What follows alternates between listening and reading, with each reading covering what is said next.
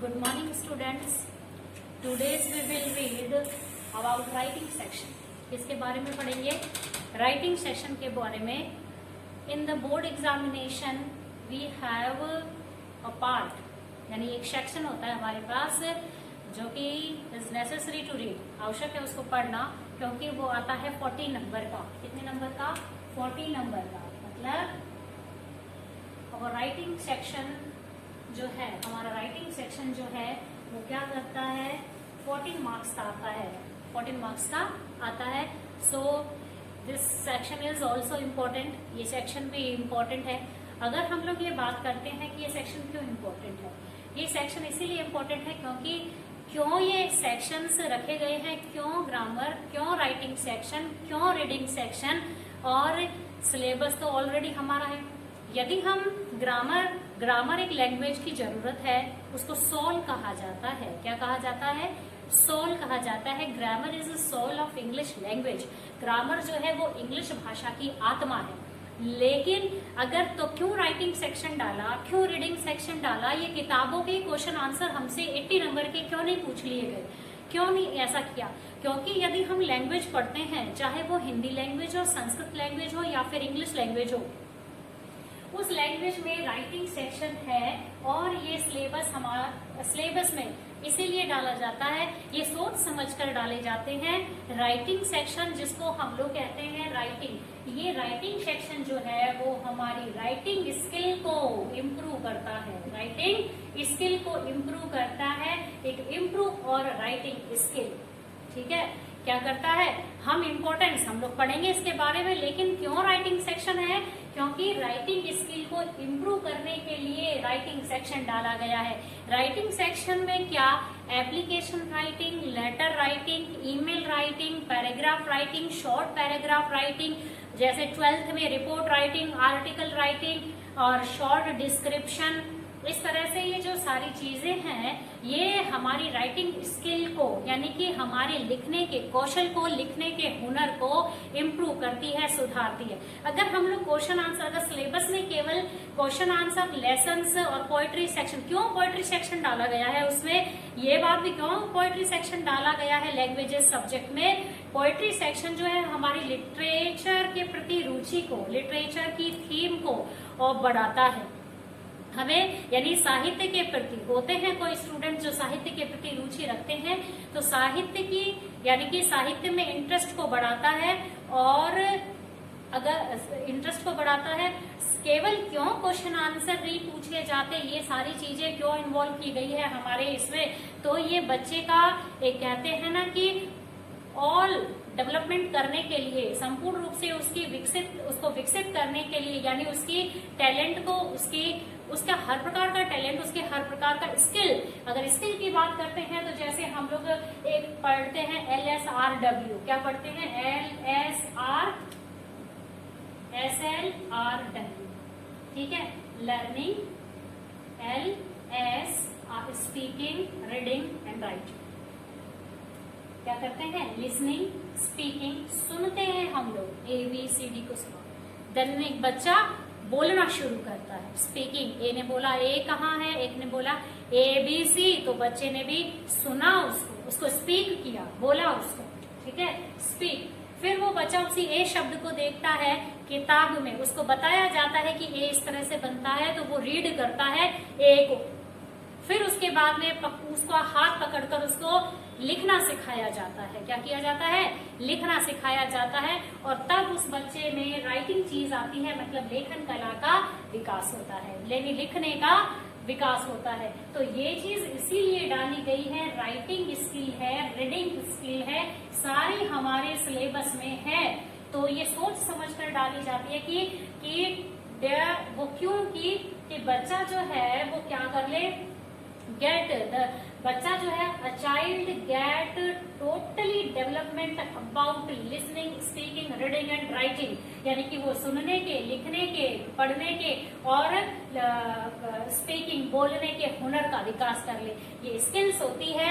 और इस writing skill को विकसित करने के लिए राइटिंग सेक्शन डाला गया है. राइटिंग सेक्शन डाला गया है, रीडिंग सेक्शन डाला गया है. Writing section and reading section.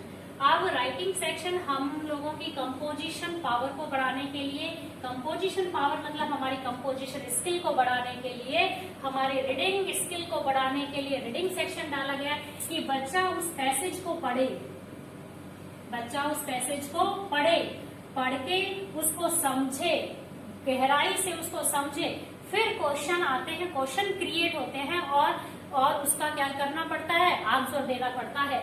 तो हम उस के सटीक आंसर कब देंगे, उस क्वेश्चन के हम लोग सटीक आंसर कब देंगे, जब हम उस पैसेज को हम लोग इंटेंटली पढ़ेंगे और मतलब बड़े ही ध्यान से उसको पढ़ेंगे, तब हम उसके क्वेश्चन आंसर कर पाएंगे।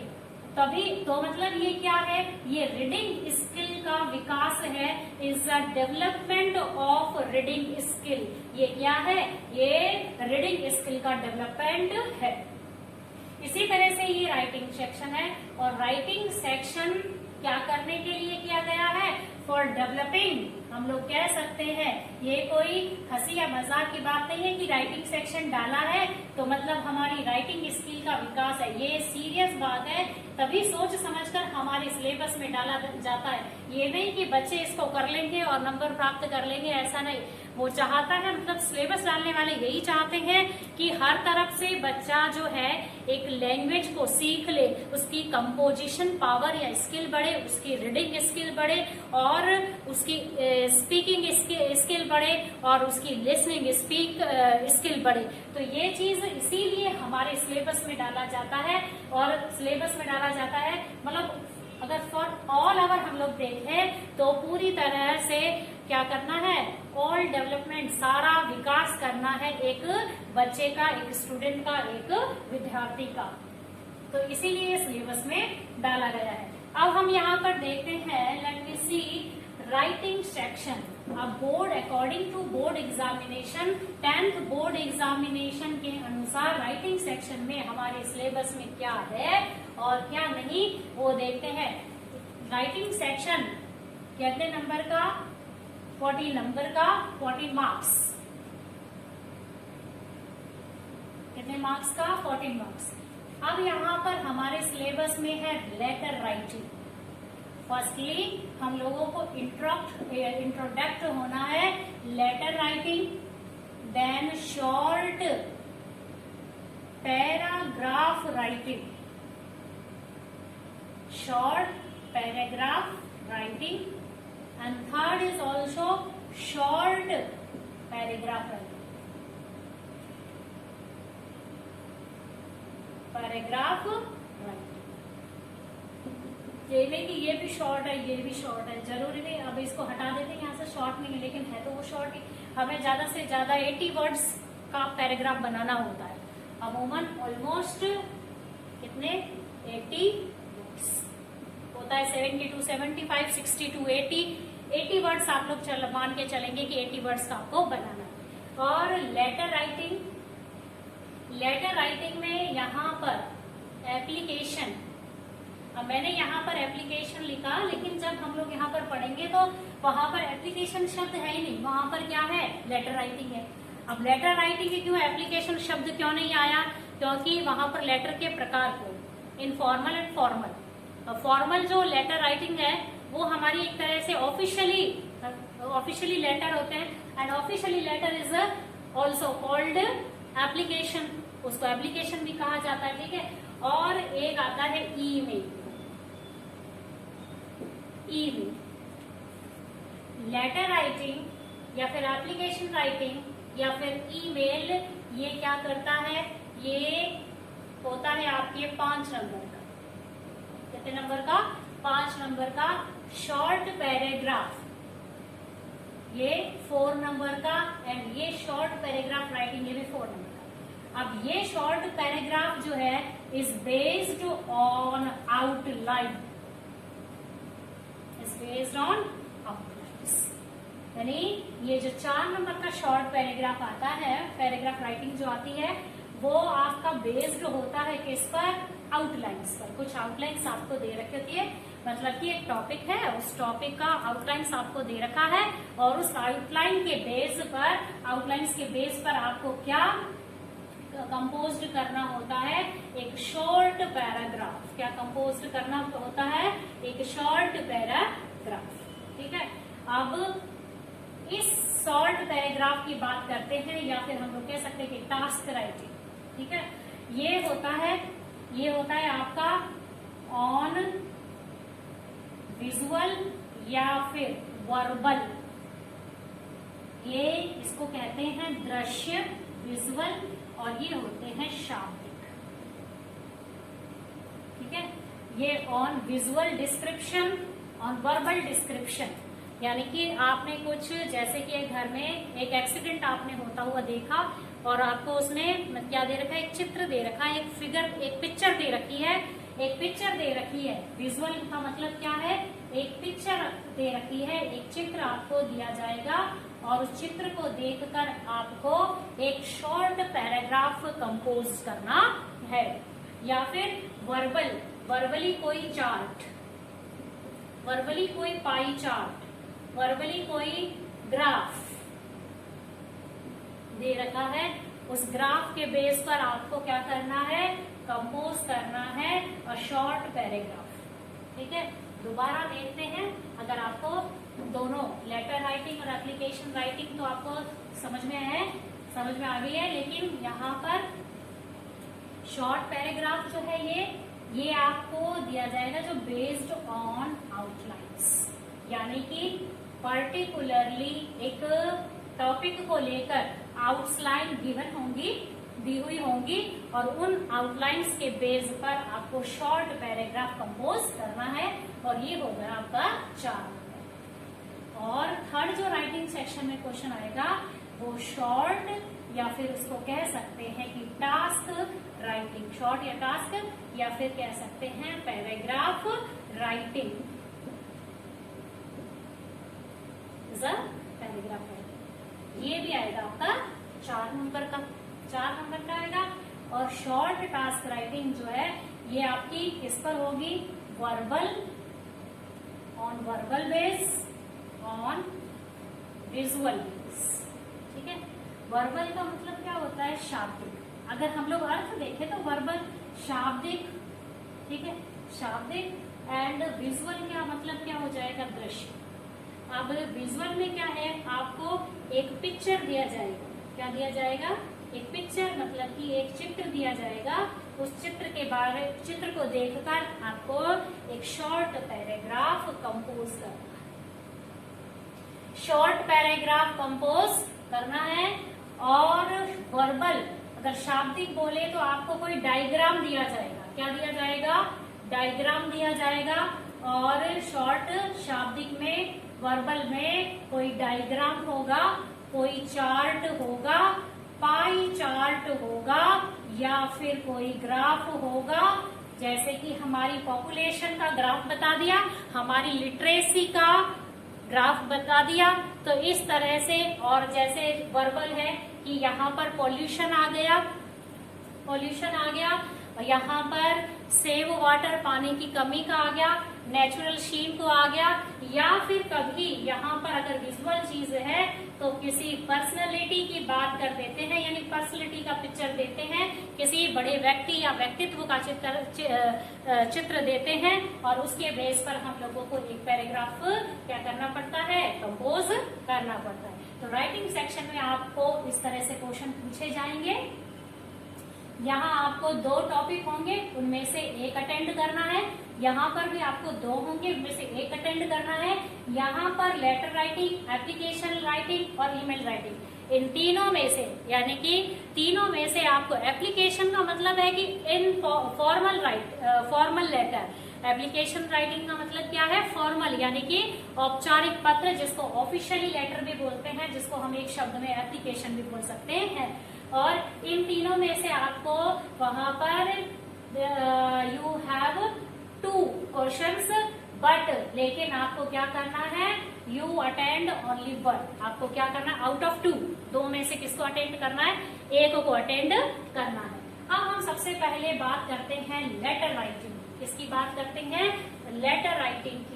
कि लेटर राइटिंग, ये हमको सीधा हम लोगों ने लेटर लिखा और डायरेक्ट उसके नंबर दे दिए, ऐसा नहीं है।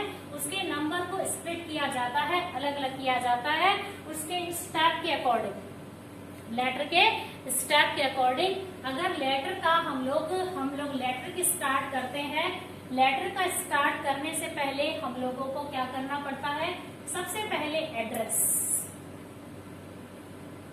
क्या होता है, लेटर का क्या हो जाएगा, एड्रेस होगा, ठीक है, एड्रेस जिसको आप लेटर लिख रहे हैं, ठीक है, लेटर। फिर सेकंड स्टेप होता है डेट, चाहो तो आप लोग डे भी डाल दो। क्या हो गया, ये एड्रेस हो गया, then date and day, letter अपना एड्रेस नहीं, जिसको आप लेटर लिख रहे हैं, ठीक है ना, रिसीवर, जो रिसीवर है आपका उसका एड्रेस। स्टेप देखिए, स्टेप देन दिस स्टेप, फिर उसके बाद में सैल्यूटेशन, संबोधन, salutation,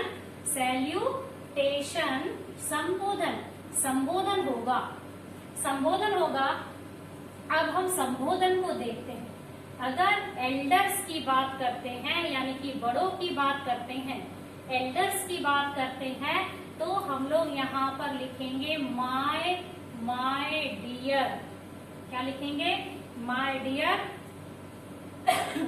father, my dear mother, जिसको भी आप लोग लेटर लिख रहे हैं। अब यहाँ पर सबसे पहले बता दूं कि लेटर राइटिंग जो है, ये जो फॉर्मेट है, ये आपका फॉर्मेट जो है ये इनफॉर्मल लेटर का है। किसका है, इनफॉर्मल लेटर्स। लेटर दो होते हैं, इनफॉर्मल और ये formal. Letter writing, there are 2 types of letter, formal letter and informal letter. ये मुझे पहले बताना चाहिए था, लेकिन देख लीजिए, letter writing, there are 2 types of letter writing, formal letter and informal letter. Formal letter, इसको हम लोग ऑफिशियल लेटर भी कह सकते हैं। क्या कह सकते हैं, ऑफिशियल लेटर, या एक इजीली हम लोग इसको एप्लीकेशन भी कह सकते हैं, एप्लीकेशन। हिंदी में बात करते हैं तो इसका अर्थ हो जाएगा औपचारिक पत्र। कैसे पत्र, औपचारिक पत्र, जिसमें हम लोग फॉर्मेलिटीज करते हैं थोड़ी बहुत। लेकिन इनफॉर्मल लेटर का मतलब होता है हिंदी में अनौपचारिक पत्र। क्या होता है, अनौपचारिक पत्र, और इसको पर्सनल लेटर, इसको पर्सनल लेटर भी बोलते हैं। अब ये जो फॉर्मेट है, ये है इनफॉर्मल लेटर का। किसका है, इनफॉर्मल लेटर का, जो कि हम लोग किसको लिखते हैं, हमारे रिलेटिव्स, हमारे फ्रेंड्स, हमारे गार्डियन, यानी कि हमारे parents. First step is address of receiver, then the second step is date and day, and third step is salutation. Salutation for elders, अगर हम बड़ों को लिख रहे हैं तो my dear father, क्या लिखेंगे, my dear father, my dear mother, ठीक है। अगर मान लो दादा या दादी जी को ग्रैंडफादर या ग्रैंडमदर को लिख रहे हैं, तो अगर हम लोग रेस्पेक्टेड शब्द यूज करते हैं तो भी हम लोग कर सकते हैं रेस्पेक्टेड ग्रैंडमदर, रेस्पेक्टेड ग्रैंडफादर, ठीक है। लेकिन आप लोगों को यहाँ ये शब्द ध्यान में रखना है कि माय डियर फादर है, तो यहाँ पर डियर में डी आप कैपिटल नहीं लगाएंगे, इज अ रूल। यदि आप डियर को, यानी आप 3 शब्द का यूज करते हैं, तो सेकंड जो वर्ड है उसका फर्स्ट लेटर हमेशा शॉर्ट होना चाहिए, यानी कि छोटा होना चाहिए। अगर आपने लिखा है कि डियर फादर, तो आप लोग लिखेंगे इस तरह से, first letter, first letter of the first word is capital, यानी कि पहले शब्द का पहला अक्षर कैपिटल होना चाहिए। लेकिन अगर आप 3 शब्दों का यूज करते हैं, तो जो सेकंड शब्द है उसका फर्स्ट लेटर क्या होना चाहिए, क्या होना चाहिए, छोटा होना चाहिए, बड़ा नहीं होना चाहिए। माय डियर फादर, इस तरह से माय डियर का यूज करेंगे, रेस्पेक्टेड का यूज करेंगे। अगर हम लोग किसके लिए कर रहे हैं? फॉर यंगर, यानी जो हमसे छोटे हैं, तो उसके लिए केवल क्या करेंगे? डियर। ठीक है, डियर, डियर कर सकते हैं, एंड लविंग, क्या कर सकते हैं? लविंग, लविंग भी यूज कर सकते हैं, ठीक है ना। और नहीं तो डियर और उसका नेम, नेम लिखने की जरूरत नहीं है, डियर फ्रेंड, ठीक है, नाम तो हम लोग बाद में लिखेंगे, डियर फ्रेंड। ये स्टेप हो गया। अब ये 3 स्टेप हो गए सैल्यूटेशन, सैल्यूटेशन के लिए। सैल्यूटेशन के बाद जो स्टेप आता है, सैल्यूटेशन के बाद जो स्टेप आएगा वो आ जाता है आपका इनफॉर्मल लेटर राइटिंग के लिए address, day and date, salutation, ये ध्यान रखना। सैल्यूटेशन कंप्लीट होने के बाद ये है, फिर है next step is message of the letter and body of the letter. Body of the letter, इसमें हम किसके लिए लिख रहे हैं, हमको उसको देखना है। And then ending compliments, compliments मतलब कि love for youngers, best wishes with regards, इससे हम अपनी कॉम्प्लीमेंट्स को शुरू करते हैं। अगर हम कॉम्प्लीमेंट्स की बात करते हैं तो compliments is a part of message of the body and compliments is a part of ending of the letter, यानी कि ये एंडिंग हो जाती है, एंडिंग स्टार्ट हो जाती है इस लेटर की, लेटर राइटिंग की।